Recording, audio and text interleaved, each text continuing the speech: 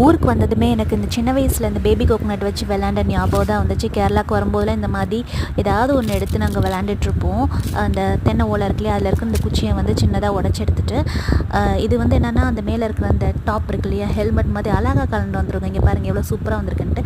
இதை வந்து நல்லா லெவல் பண்ணி அந்த டாப்பை வந்து நல்லா கரகரன்னு தேய்ச்சி எடுத்தோம்னா அழகாக லெவல் ஆயிரும். இதுக்கு மேலே வந்து நம்ம விளக்குமாறு குச்சியில் ஒரு ரப்பர் பேண்ட் அந்து போன ரப்பர் பேண்ட் இதில் கட்டிட்டு அது மேலே சொருக்கி எடுத்துடணும்.